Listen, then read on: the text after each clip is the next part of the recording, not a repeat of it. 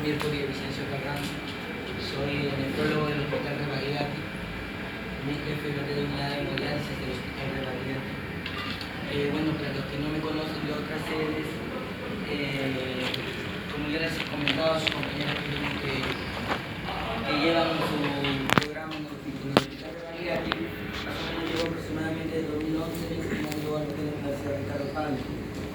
El día de hoy vamos a hablar de uropatía obstructiva en general y después nos vamos a dedicar a algo más específico sobre lo que es la litiasis renal. Entonces vamos a empezar. Disculpen, estoy un poco difónico. Bueno, ¿qué hablamos con uropatía obstructiva? ¿No? Como su mismo nombre lo menciona, son todos aquellos cambios tanto estructurales o funcionales que se producen como una consecuencia de una obstrucción de las vías urinarias, ¿no? Este mismo nombre lo llama uropatía obstructiva, obstrucción de las vías urinarias, y puede deberse lo que es a una obstrucción mecánica, algo que está comprometiendo a la estructura en sí, o por un problema de peristaltismo de lo que es la vía urinaria, o sea, un problema de lo que es el músculo liso que le da el peristaltismo a lo que es la vía excretora. ¿Por qué es importante la uropatía obstructiva? Porque de todos nuestros pacientes que se encuentran en diálisis, un 2 o 3% ha llegado a diálisis a causa de una uropatía obstructiva. Cuando nosotros hablamos de uropatía obstructiva, vamos a hablar de una clasificación. Lo primero es la causa, es decir, puede ser congénita, que la persona lo adquirió desde el nacimiento, o adquirida conforme el paciente ha ido creciendo en edad. Por ejemplo, una causa congénita es el reflujo vesicoureteral, que es la causa más frecuente de uropatía obstructiva en niños, y una causa adquirida, por ejemplo, es la litiasis renal de la que vamos a hablar. También de acuerdo al lugar de obstrucción, ¿no? Se clasifica en tracto urinario superior y tracto urinario inferior, ¿no? Tracto urinario inferior es cuando se está complicando de la parte de la vejiga inferior, vejiga, y lo que es uretra, y lo que es tracto urinario superior es todo aquello por encima de la vejiga. ¿Y por qué va a ser importante? Porque es importante decir que la uropatía obstructiva es alta o baja, porque normalmente cuando sea baja, la obstrucción va a ser bilateral y se va a producir la hidronefrosis bilateral, y cuando hay un solo lado va a ser bilateral. Cuando es alta va a ser solo unilateral. El grado de obstrucción puede ser parcial o completa, y también va a depender de la duración, si es una uropatía obstructiva aguda o una uropatía obstructiva crónica. Aguda, de un momento a otro el paciente presentó, por ejemplo, un cálculo renal que se atascó a nivel de la desembocadura del uretra, un evento agudo. Un evento crónico, por ejemplo, es cuando comienza a crecer la próstata, una hiperplasia de próstata, no produce síntomas hasta que produce una hidronefrosis bilateral, hasta que el paciente, se pone de manera insidiosa, hasta que el paciente llega a diálisis.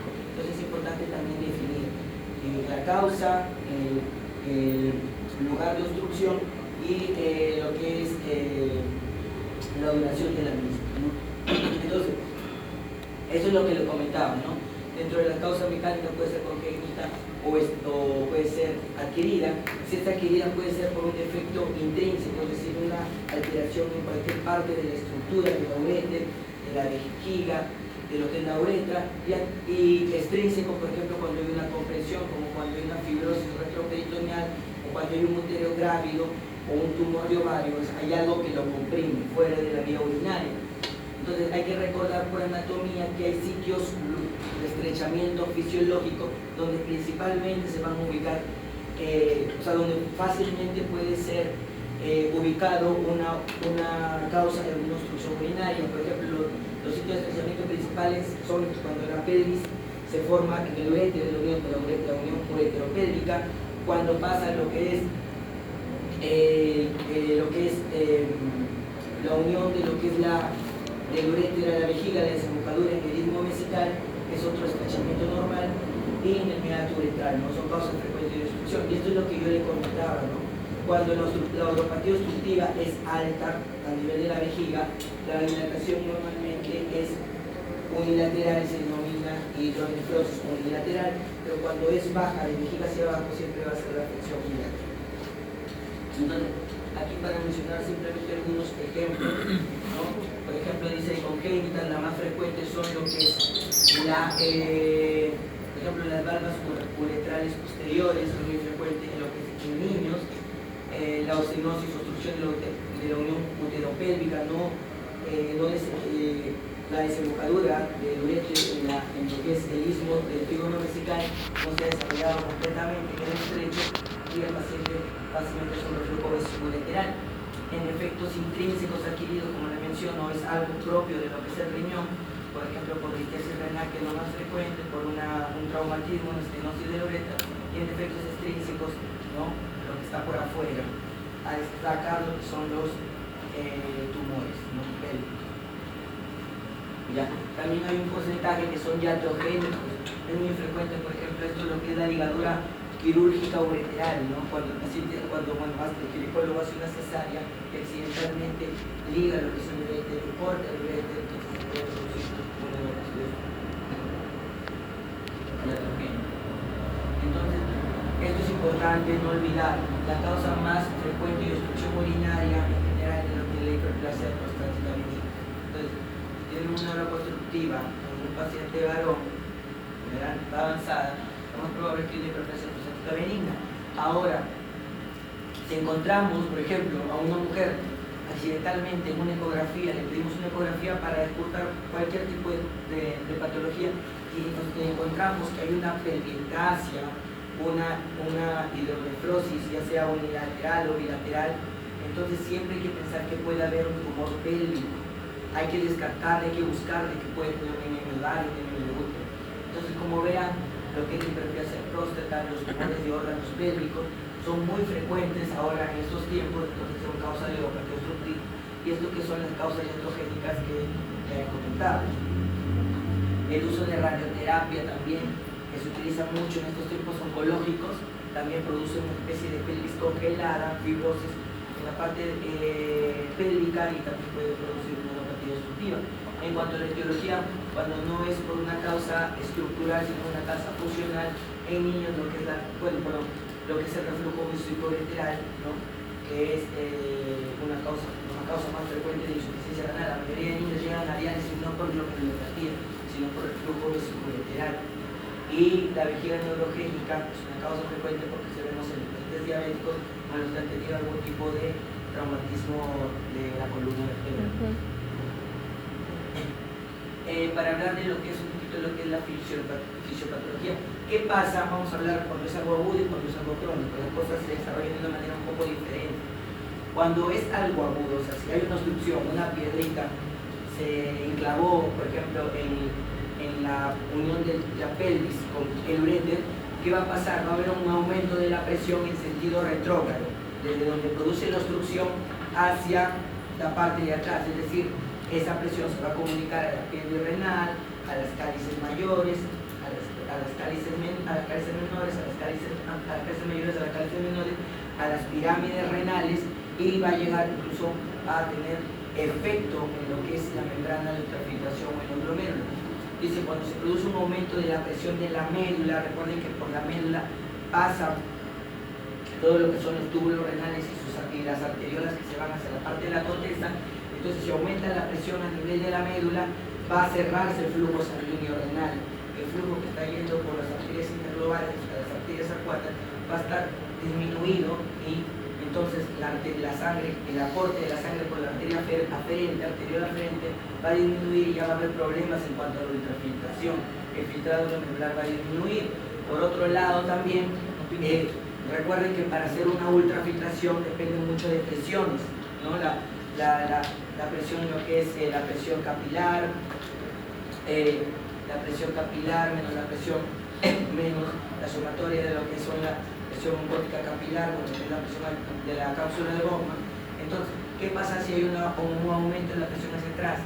La presión del espacio de Bowman aumenta, y al aumentarle va en contra de lo que es la presión del flujo sanguíneo, entonces también disminuye lo que es la ultrafiltración o el filtrado glomerular y también, por otro lado, también esa presión se transmite a nivel de los túbulos proximales con la siguiente reabsorción de urea. Es por lo tanto que en las uropatías obstructivas, las insuficiencias renales agudas por renal, vamos a ver una elevación muy marcada de la urea con respecto a la creatinina, lo que le llamamos nosotros disociación urea-creatinina. La urea se va a subir muchas veces de su valor normal, de su valor basal, mientras que la creatinina no tanto. Es disociación urea-creatinina. Se ve mucho por este motivo en lo que es la ira por uropatía obstructiva, y también se ve en la ira prerenal. ¿Ya? En la ira prerenal y en la obstructiva, disociación urea-creatinina. En la RC y en la fibrosis tubular aguda no hay esa disociación urea-creatinina. Es importante para diferenciar ira sobre RC. Tanto es una de las cosas que más se tratan de aprender. Y en cuanto a lo que es la parte crónica, lo que es la parte crónica es mucho más complicado, ¿no? Lo que es aguda te avisa, te detecta; lo que es crónico no se instala insidiosamente y finalmente termina diálisis, ¿no? Entonces una neuropatía obstructiva crónica empieza como una fase de compensación. Dice, la musculatura se hipertrofia, se va creciendo progresivamente. Como es algo crónico, va creciendo, no hay dolor cólico nefrítico, el típico cólico nefrítico que lo vemos en las agudas. Luegamente que se hipertrofiado, si continúa lo que es la obstrucción urinaria de manera crónica, va a llegar un momento en que toda hipertrofia ya comienza a dilatarse, ¿no? Ya hay una distensión, una dilatación, y ya empieza la fase de descompensación. Y inicialmente dice que los cambios más tempranos de una neuropatía obstructiva crónica se ven en los cálices. Entonces, ¿cómo es lo que se va a manifestar? Ya hemos dicho, si es algo agudo, el típico cólico nefrítico, ustedes ya lo conocen, un dolor intenso, asociado a síntomas vasovagales, náuseas, vómitos, sudoración fría, hipotensión, el dolor que empieza en la parte lumbar, que se va hacia adelante y se dirige hacia lo que es, la parte inguinal y lateral, ¿no? Eso ya ustedes lo conocen, y que se debe por los movimientos de las ondas peristálticas que tratan de sobrepasar el tipo de obstrucción. Sin embargo, esto es lo que ocurre normalmente, como mencionaba, en lo que es el insuficiencia renal aguda. Ahora, cuando la uropatía obstructiva, cuando la obstrucción está a nivel infravesical, lo que va a producir son síntomas muy parecidos, a la uretritis o la infección urinaria, ¿no? Porque está irritando, está estimulando lo que es el trígono vesical, y vamos a poder ver urgencia miccional, tenesmo, goteo miccional, que ya saben que son síntomas muy parecidos a lo que son una infección urinaria. En la nefropatía obstructiva crónica unilateral, si solo se está dañando un solo riñón, el cuadro va a ser asintomático. El riñón se va a poner hidronefrótico, la corteza se va a adelgazar, el otro está compensando, nadie se va a dar cuenta hasta que comience a funcionar, a disfuncionar el otro riñón. Y en la nefropatía obstructiva como son lateral, por ejemplo, todo como una hiperplasia prostática que sigue creciendo, entonces pasa desapercibido hasta que entra en hidronefrosis bilateral, pasa desapercibido hasta que ya las cortezas están muy adelgazadas, el paciente presenta una insuficiencia renal crónica avanzada y comienza la sintomatología urinaria. La neuropatía obstructiva crónica está muy ligada a lo que son las infecciones urinarias, litiasis renal e hipertensión arterial, ¿no? Infecciones urinarias y litiasis renal son primas hermanas, como diabetes o hipertensión, siempre van casi juntas, y no depende de la otra. Entonces, para el diagnóstico existe, como ven, una gran cantidad de exámenes. Lo más importante que se menciona es que la combinación de una placa simple de abdomen, una ecografía y una tomografía te va a dar el diagnóstico en más del 90% de los casos. Por ejemplo, acá vemos una obstrucción en la parte proximal de la uretra, es una dilatación de la uretra. Esto de acá es una tomografía con contraste. De acuerdo a la sospecha, lo que estés sospechando, hay que usar o no usar el contraste. Sospechando una litiasis renal, como vamos a ver, no es necesario usar contraste. Si se está sospechando un tumor, en una tumoración, siempre y cuando hayamos visto una creatinina previa y el paciente no tenga muchos factores de riesgo, el paciente no esté en un estado de urgencia, es mejor evitar lo que es la tomografía con contraste. Esto es lo que es la gamografía renal, que imagino que ya en su momento lo habrán visto, ¿no? La gamografía renal también se observa, cuando hemos visto la gamografía renal, se observan tres fases, ¿no? La fase de llenado de perfusión, la que es esta que está acá, la fase de concentración y la fase de secreción. Por ejemplo, este riñón derecho queda sin ningún problema, el riñón izquierdo no esté. Entonces acá hay un problema, algo debe estar obstruyendo. Le damos por lo mejor, por ejemplo, que vemos por acá, izquierdo y el riñón derecho, perdón, el riñón derecho y el riñón izquierdo, perdón, el riñón izquierdo y el riñón derecho, sí, está al revés. Hay problemas con lo que es la excreción de lo que es el riñón izquierdo, que se va. Hay problemas con lo que es mientras que el riñón sigue manteniendo contraste, mientras que el riñón derecho ya aportó su contraste. Hay que la vejiga, es un examen muy importante, la gamografía renal, que muchos no lo toman en cuenta, pero ¿por qué es importante? Porque va a evitar el uso de la tomografía con contraste. Entonces, si yo tengo por ecografía y tengo una tomografía sin contraste, el siguiente paso puedo usar una gamografía renal. Es un examen muy importante.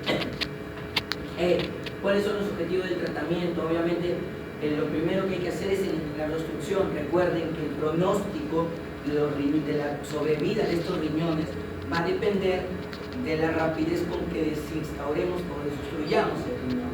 Si no desobstruimos el riñón, los cambios se hacen crónicos y no vamos a recuperar gran parte de la función renal. Entonces, disminuir el dolor que es intenso, eliminar la obstrucción y controlar la infección. Podemos usar analgésicos convencionales con o sin espasmolíticos. En este caso, los analgésicos convencionales, sobre todo si hablamos de litiasis renal, bueno, lo vamos a ver más adelante, se puede usar antiinflamatorio, pero por un tiempo muy corto, ¿no? Ya decía un urólogo, los urólogos saben que somos nosotros los nefrólogos enemigos de los antiinflamatorios, pero los urólogos mencionaban que de la única manera que se inflama en un lugar donde ha habido una litiasis renal es el tracto tópico de pulmón 2 o 3 días. Entonces la idea es desobstruir el riñón, ya sea a través de una sonda, Foley, si la obstrucción es baja o si la obstrucción es alta, tenemos que hacer una nefrostomía, que no es otra cosa que instalar un tubo de drenaje directamente, percutáneamente, lo que es el riñón, o a través endoureteral o a través de la uretra, metemos una sonda que va a bypassar la obstrucción y va a permitir el paso de lo que es la liberación de lo que es la orina. Esto es importante. Normalmente cuando desobstruimos un riñón, el riñón va a entrar en una fase de poliuria. Y si entra en una fase de poliuria, hay que tener en cuenta el balance hidroelectrolítico, porque si no lo hidratamos al paciente va a ser una deshidratación, una hipovolemia, una ira obstructiva, pasamos por una ira renal, y también con la poliuria el paciente va a comenzar a ser hipovolemia. Entonces, desobstruimos el riñón, se pone contento los internos, ¿no? Que el paciente está llenando bastante, ¿no? Excelente, está llenando su bolsa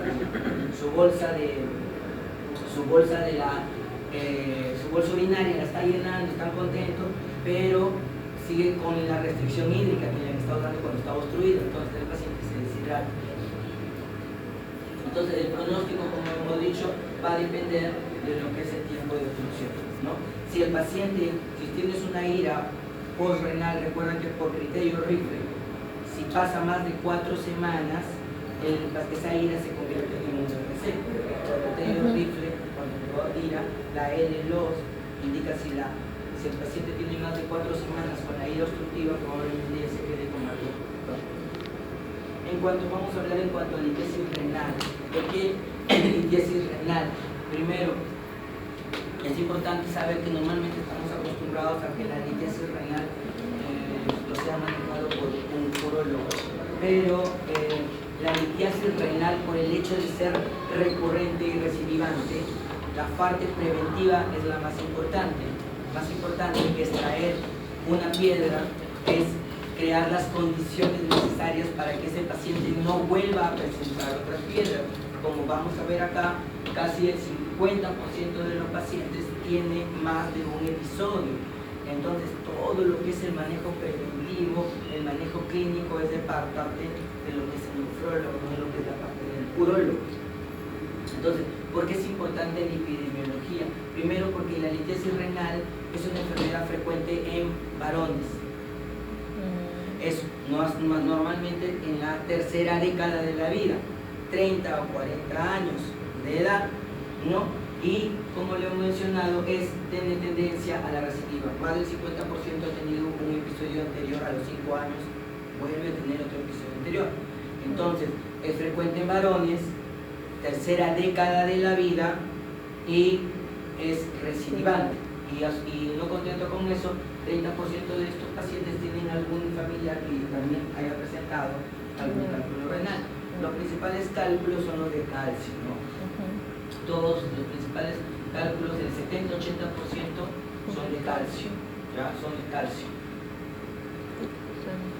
Como vemos acá, el 70-80% de los son de oxalato de calcio, o sea, si tomamos con esto el 90% casi de calcio, y de todos los de calcio, lo más importante, el 70-80% son de oxalato de calcio.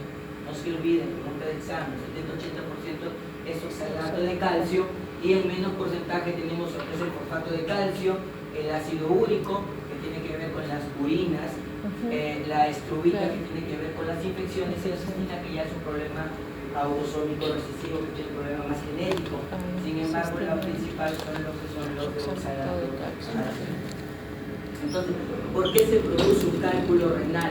Un cálculo renal no es otra cosa que un cristal o un soluto mayor que se ha unido a una mucoproteína y que no ha podido ser disuelto por la orina.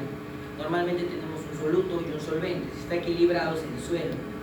Pero cuando se rompe ese equilibrio, donde hay más soluto, se junta la mucoproteína y es incapaz de ser disuelto por la orina y se va y bueno, obviamente que se estanca lo que es en la orina. Entonces, los cálculos renales, como dice ahí, es el resultado de esa pérdida de ese equilibrio y la presencia de sal. ¿Cuáles son las condiciones? Pregunta de examen.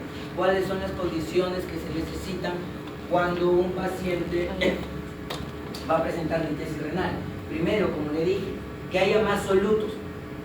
Más soluto. Vamos a, es una relación entre un soluto y un solvente. Solvente en este caso es la orina. Que haya más soluto. Por ejemplo, en pacientes que tienen hipercalcemia. Yo tengo un paciente que tiene un mieloma múltiple, que destruye el hueso, resorción. Todo ese calcio va a la sangre, ese calcio pasa se filtra y finalmente es demasiado el calcio que puede disolver, se deposita. Por ejemplo, también los pacientes que tienen ácido hiperuricemia, por ejemplo, los pacientes que son sometidos a quimioterapia, una quimioterapia se alimenta grandes cantidades de ácido úrico de las células. Ese ácido úrico se va a filtrar y no va a poder ser disuelto, reabsorbido en su totalidad por lo que es los túbulos renales. Entonces se rompe el equilibrio. Es importante también el pH urinario, modificación del pH urinario. El pH urinario normalmente, el pH de la orina aproximadamente estaba más o menos entre 5.5, 5.5. Es un pH urinario normal. No, cuando es más de 5.5 comienza a ponerse alcalino y cuando es menos 5.5 comienza a ponerse ácido. Entonces, ¿qué pasa? Porque la mayoría de cálculos renales se producen en situaciones de pH urinario ácido, ¿ya? Los cálculos de oxalato de calcio, los de ácido úrico, normalmente se producen con un pH urinario ácido. Sin embargo, los de fosfato de calcio se producen con pH alcalino, pero la mayoría, como verán, se produce con pH urinario bajo. Entonces, si tú tienes un paciente que la orina está ácida, la vamos a alcalinizar, como vamos a ver más adelante. También en la orina se caracteriza por tener unos inhibidores de la cristalización. O sea, va a tener unas sustancias que se van a encargar de que no se agreguen estas cristales, los va a disolver. Esos son los inhibidores. El más conocido es el citrato. Entonces, cuando hay hipocitraturia, bajo citrato en la orina, ese inhibidor se pierde y se cristaliza. Y cuando hay disminución del volumen urinario, obviamente, si tengo menos solvente, cuando hay una disminución del volumen urinario en situaciones de deshidratación, por eso el paciente siempre dice toma líquido, ¿no? Y cuando hay éstasis urinaria, ¿qué quiere decir? Cuando hay algún grado de obstrucción, obviamente hay el flujo de la orina, la circulación de la orina se enletece y es más frecuente que el paciente pueda presentar un cálculo urinario. Entonces, son 4 factores que se van a romper y se va a establecer lo que es el cálculo urinario. En la clínica, el cólico nefrítico, ¿no? Es importante. La litiasis coraliforme. La litiasis coraliforme es esa litiasis, como un coral, es la litiasis que está asociada a lo que son las infecciones urinarias y normalmente ocupa todo lo que es la pelvis renal. Se va formando de a pocos, va creciendo y el problema de la litiasis coraliforme es que no produce dolor. Al no producir dolor, no cesa hasta producir una atrofia dentro de lo que es el riñón. Como le dije, está asociado normalmente, puede haber infecciones, insuficiencia renal, y esto es importante que lo pongo acá, la hematuria. La hematuria frecuentemente, casi el 100% de hematuria, por un cálculo renal. Entonces, si ustedes tienen un paciente varón entre 30 y 40 años y que tiene hematuria en el examen de orina, no se vayan siempre a decir síndrome nefrítico, sino que hay que ver probablemente que tenga alguna litiasis renal. Si encuentran hematuria en un paciente de más de 60 años varón, van a pensar en probablemente una neoplasia de próstata. Entonces la hematuria es importante. Cuando ustedes ven un examen de orina hematuria, si no hay proteinuria, no hay glucosuria, no hay otras cosas, hay que pensar que probablemente el paciente pueda tener una litiasis renal. Como ven, muchachos, no toda la litiasis renal es en el cólico nefrítico, no toda.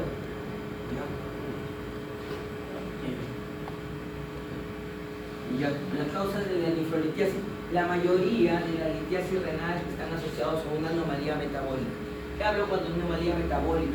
Por ejemplo, que hay una mayor eliminación de calcio por la orina, una hipercalciuria, que haya una mayor eliminación de oxalato por la orina, una hiperoxaluria, que haya una hiperuricosuria, eliminación de ácido úrico. Entonces, esas son anomalías metabólicas que hay que ir a ver.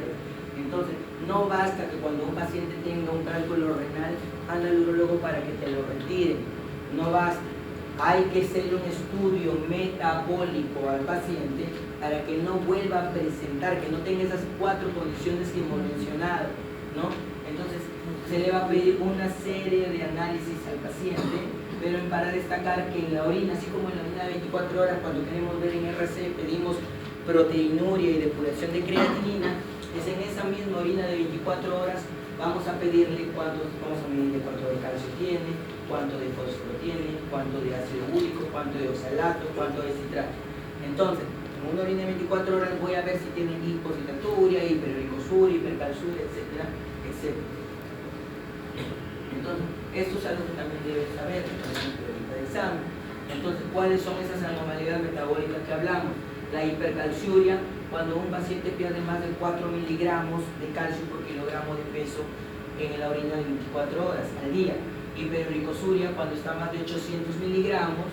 Hiperoxaluria, cuando es más de 45 miligramos. En hipo, es el único hipo, porque recuerden que es un inhibidor. Hipocitraturia, cuando es menos de 300 miligramos. Ahí está entre sexos, pero bueno, lo importante es que sepan más o menos lo que es redondo, ¿no? Pero es algo que lo tienen que más o menos saber, ¿no? Es tan fácil, así como se acuerdan cómo se mide la proteinuria en un examen de 24 horas, hay que ver si el paciente está eliminando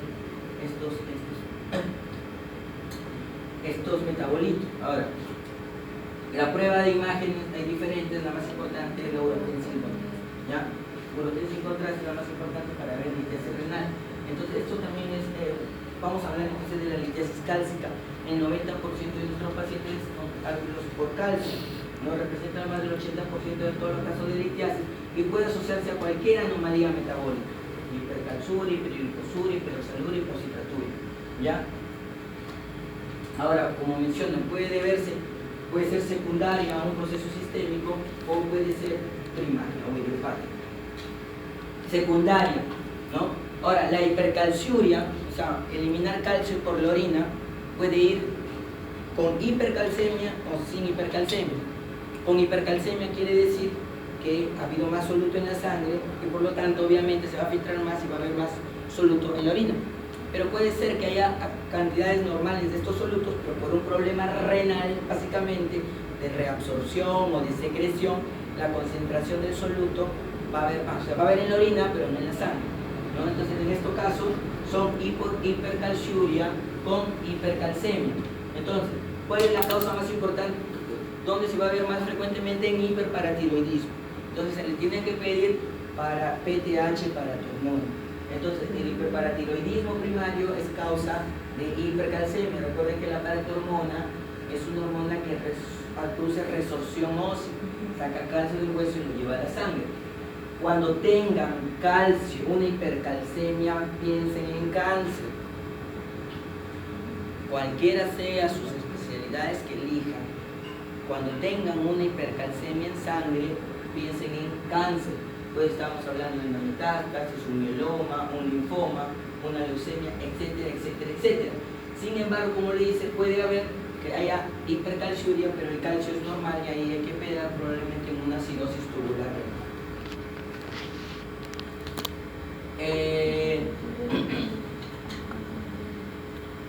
La hipocitraturia, ¿no? Hipocitraturia, esto es lo único.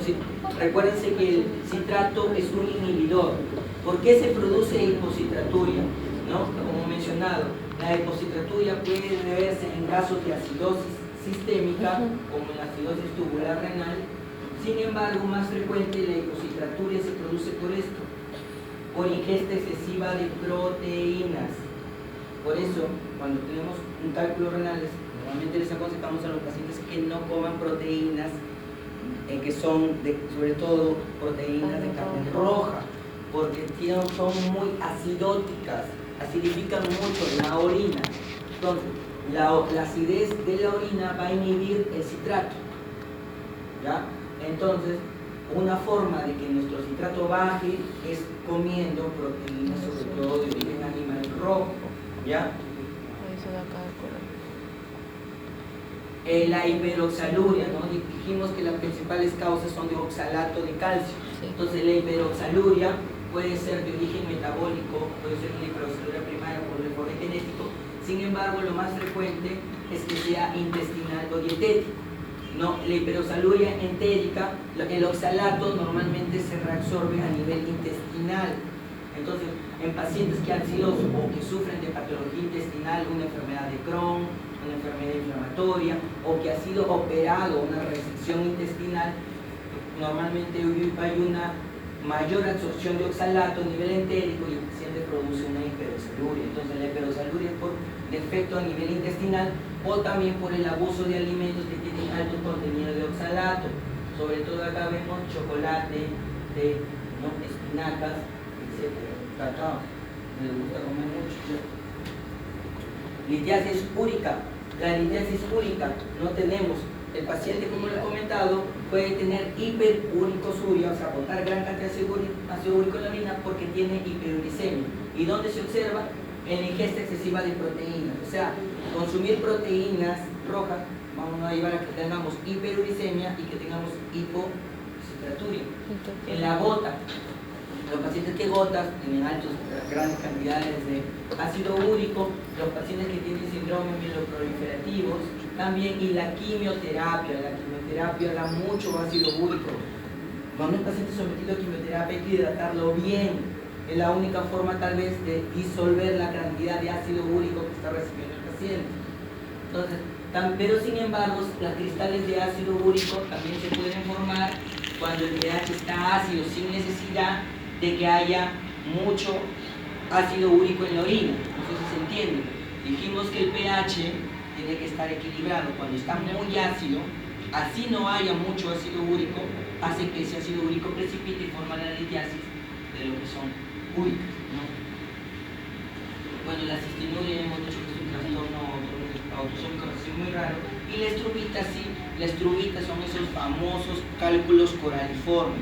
Estrubita, cálculo coraliforme, infecciones, litiasis renal.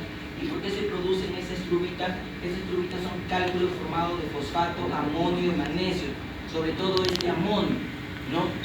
Son los grandes cálculos coraliformes. ¿Y por qué se producen? Porque estas bacterias llamadas Proteus, Pseudomonas, Klebsiella, Staphylococcus, normalmente tienen una ureasa que se encarga de degradar la urea y formar amonio, y este amonio se va a juntar con el fosfato y el magnesio. Entonces, estos gérmenes, Proteus, Pseudomonas, Klebsiella, Staphylococcus, están muy ligados a los cálculos coraliformes. ¿Cómo va a ser el tratamiento? Como menciono acá, el principal tratamiento objetivo es la prevención, no la extracción del cálculo renal, es la prevención. Para prevenir, ¿qué es lo más importante? El tratamiento dietético. Todo paciente que ha tenido un cálculo renal o que ya ha tenido algún antecedente de cálculo renal debe hacer un tratamiento dietético, porque si no va a recidivar. ¿Qué es lo importante? Lo importante es, si el paciente está más deshidratado y menos solvente, entonces hay que hidratarlo bien. ¿Cuánto debe tomar el paciente?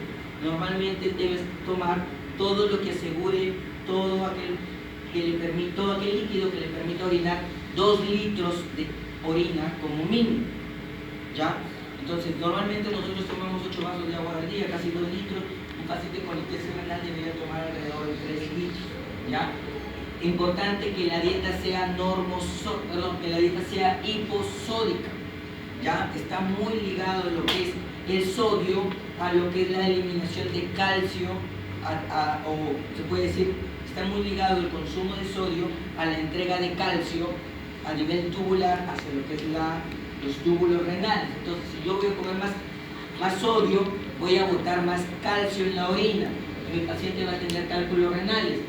Esto es importante. Pregunta de examen. ¿Cómo debe ser el contenido de calcio? Después no se quejen. Les encanta a todos los alumnos impugnar las preguntas, les encanta. El contenido de calcio en la dieta debe ser normal. Hemos estado mucho tiempo acostumbrados a que nos digan que cuando un paciente tiene cálculos renales de litiasis renal, que el paciente no tome leche, no coma mantequilla, no coma queso, ¿no? Los derivados de la láctea es lo primero, ¿no?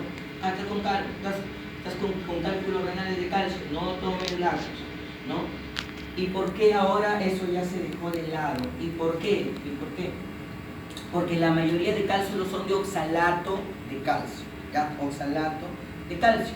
Entonces, para tener cálculos renales necesitamos que el oxalato y el calcio estén presentes en la orina. Pero ¿qué se ha visto?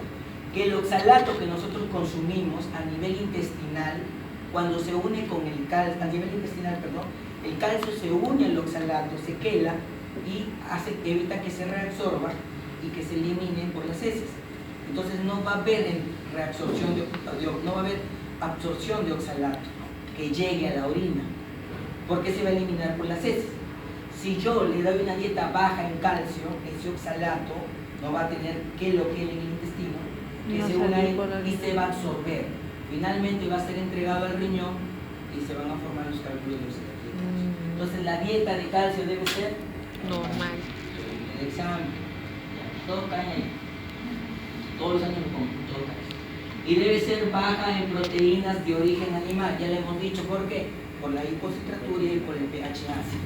Los pacientes con cristales de oxalato deben recibir dietas bajas en oxalato, obviamente, y baja de purina y calcio. Esto es importante, los hipercalciuria, ¿no? Cuando ustedes llevaron sus clases de diurético, no sé si les dijeron en la clase, que las tiacidas tienen una característica especial. Bueno, no existe, todavía no se ha identificado por qué mecanismo, pero las tiacidas sacan calcio o retiran calcio de la orina y lo pasan hacia lo que es la célula y hacia la sangre.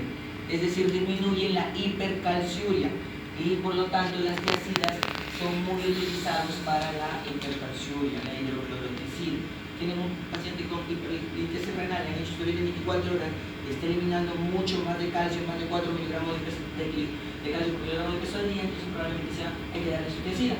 Si el paciente tiene hipocitraturia, obviamente hay que darle citrato de potasio. El citrato de potasio es el famoso urocitK, ¿no? El famoso urocitK, el citrato de potasio es un buen medicamento porque es un citrato de potasio, le va a dar citrato, que es el inhibidor, y le va a aumentar lo que va a alcalinizar la orina.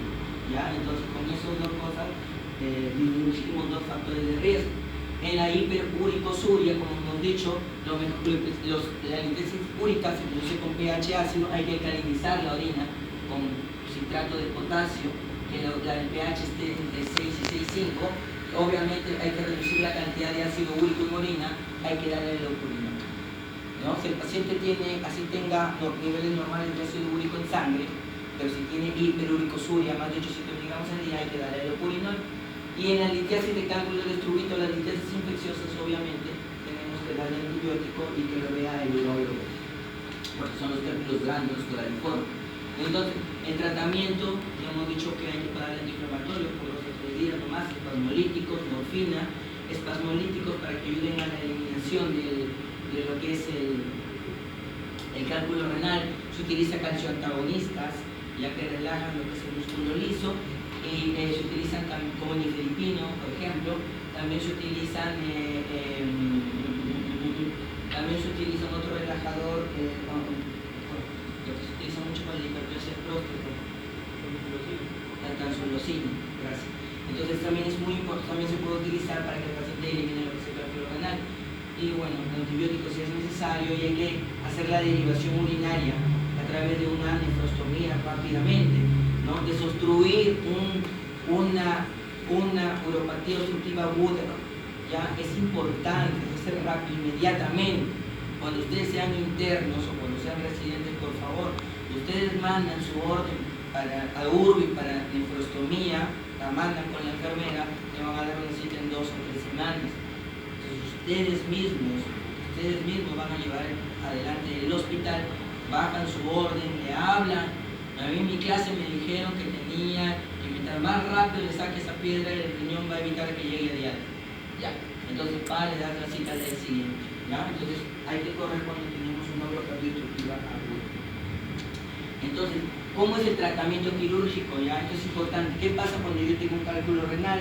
Ya lo tengo el cálculo renal. Hay una regla más o menos, ¿no? Todo cálculo cuando es más de 1 centímetro se deriva al urólogo. Más de 1 centímetro. ¿Ya?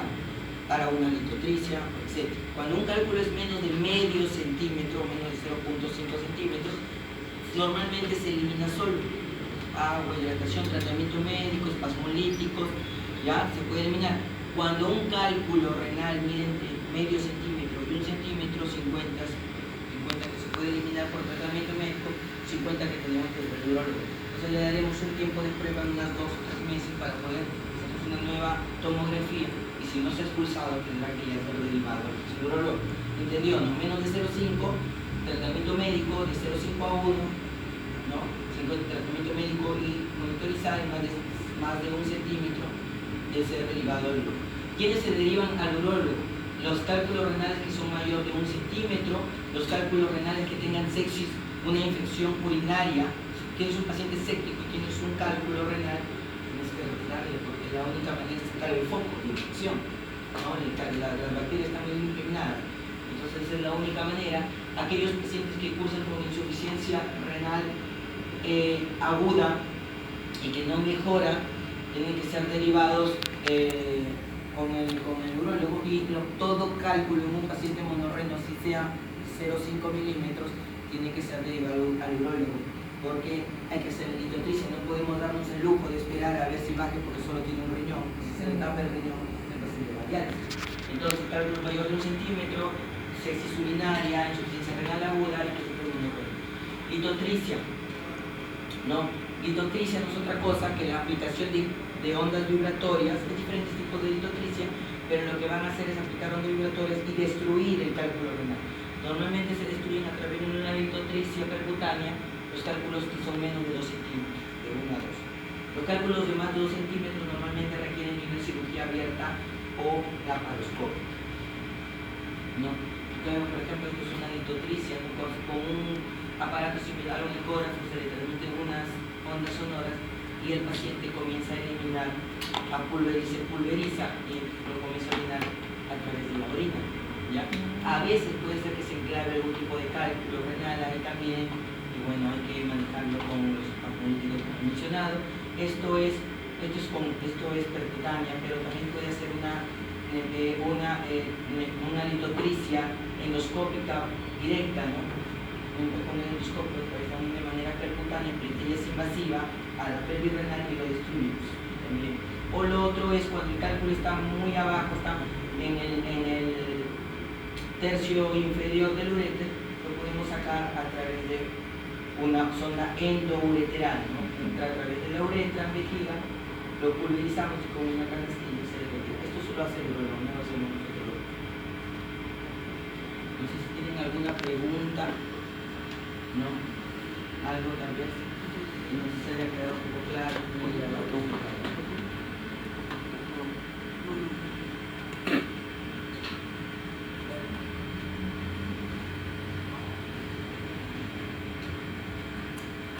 ¿Alguna pregunta?